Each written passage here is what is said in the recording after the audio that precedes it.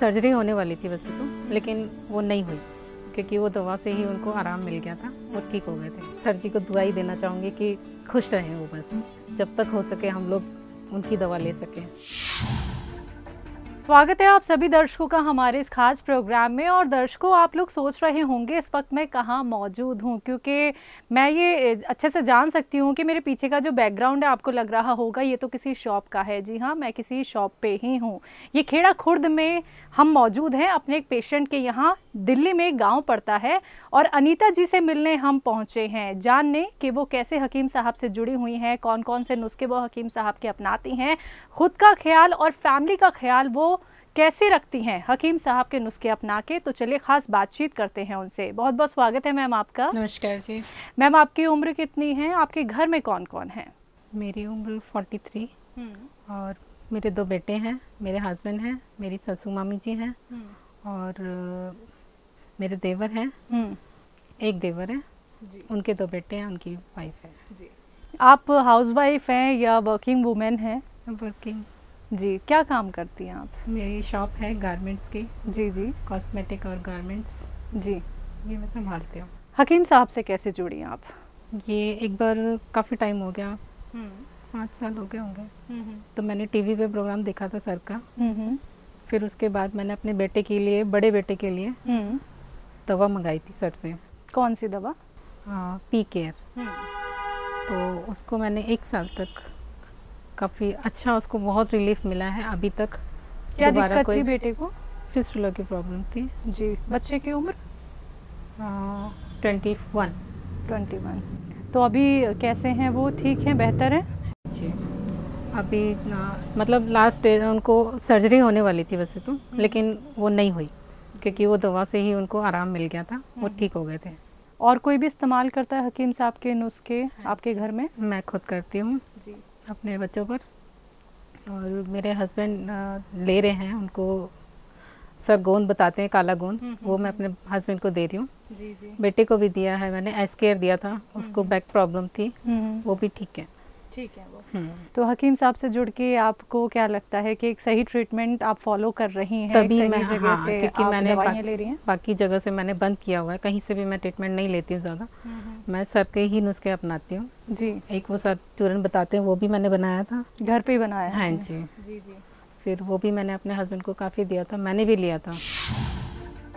मैं भूपेंद्र कुमार, मेरा अपना गारमेंट्स का काम है। हकीम साहब से मैं मिसिज़ टीवी देखती थी, मिसिज़ टीवी देख के उन्होंने उनके कार्यक्रम देखे, फिर वहाँ से कुछ दवाइयाँ मंगाई बेटे के लिए। तो वहाँ की दवाइयों से उन्हें बहुत फ़र्क पड़ा बेटे को, तो उन्होंने फिर अपने लिए भी दवाई मंगाई। तो इलाज इतना अच्छा लगा कि यूनानी का कि हमें पसंद आने लग गया।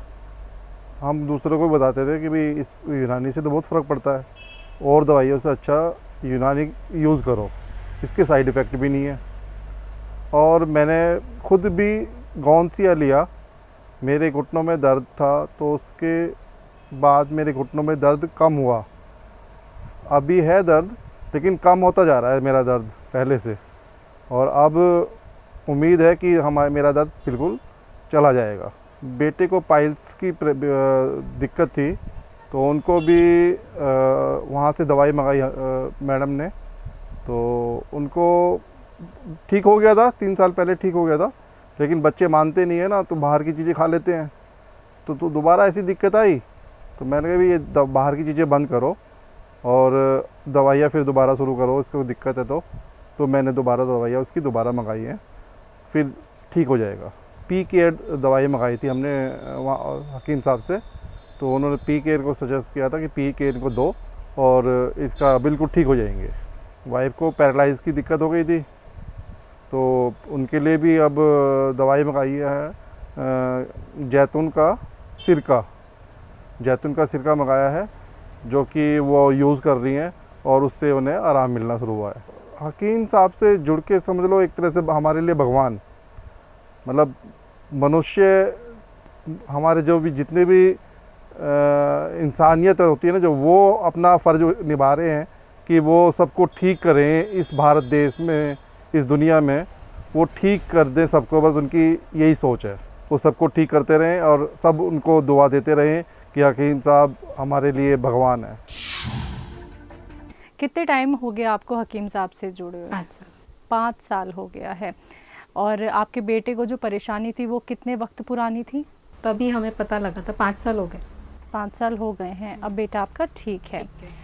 तो मैम, जिस तरीके से हम देखते हैं कि लोग क्या यूनानी और घरेलू नुस्खे बहुत देर में जाके अपनाते हैं, क्योंकि सबके मन में एक थॉट होता है कि एक तो ये बहुत लंबे वक्त तक चलती हैं और बहुत धीरे धीरे करके आराम पहुंचाती है। तो आपको ये विश्वास कैसे हुआ जब आपने पहली बार प्रोग्राम देखा? तो आपको ये कैसे लगा कि अब मुझे ये ट्रीटमेंट फॉलो करना चाहिए? सर के बताने से ही मुझे यकीन हो गया था कि जिस तरीके से वो बताते हैं ना, घर के ही घरेलू नुस्खे बताते हैं। वो कहते हैं कि दवाइयाँ क्या, सारी दवाइयाँ घर में ही मिल जाती हैं, किचन में। वो यही कहते हैं। तो मैंने सबसे पहले उनके घरेलू नुस्खे ही अपनाए थे। उसके बाद से फिर मैंने दिक्कत होती है, घरेलू नुस्खे हर कोई नहीं बनाते हैं, तो दवा सर से मंगा लेते थे हम लोग जी। तो मेरे को आराम मिला है, मेरे बेटे को आराम मिला। कितने वक्त में आपको आराम लगना शुरू हुआ? जब आपके बेटे को ये परेशानी थी, आपने दवाई मंगवाई, तो वो वक्त कितना था? हफ्ता भर, 15 दिन? 15 से 20 दिन। 15 से 20 दिन में हाँ, उनको फ़ायदा मिला। हाँ जी। तो हकीम साहब, अब ये इंटरव्यू आपका सुन रहे हैं और आपकी, जैसा कि हमारे इंटरव्यू से पहले बात हुई थी कि कभी आपकी उनसे बातचीत नहीं हो पाई है, तो आप उनको कोई मैसेज देना चाहेंगी? जी बिल्कुल, मैं सर के लिए दुआ करना चाहूँगी, क्योंकि मैं उनसे बहुत ज़्यादा वो हूँ खुश कि वो इतनी अच्छी दवाइयाँ बताते हैं, और सबसे बड़ी बात है वो घरेलू नुस्खे बताते हैं जो नहीं अफोर्ड कर सकते उनके लिए भी। जी जी। और सर जी को दुआ ही देना चाहूँगी कि खुश रहें वो, बस बहुत और सही सलामत रहें, जब तक हो सके हम लोग उनकी दवा ले सकें। हमारे भी बेस्ट विशेज़ हैं मैम आपके लिए, आपके परिवार के लिए, कि आप लोग ऐसे ही हमारे साथ जुड़े रहें, ऐसे ही सेहतमंद रहें।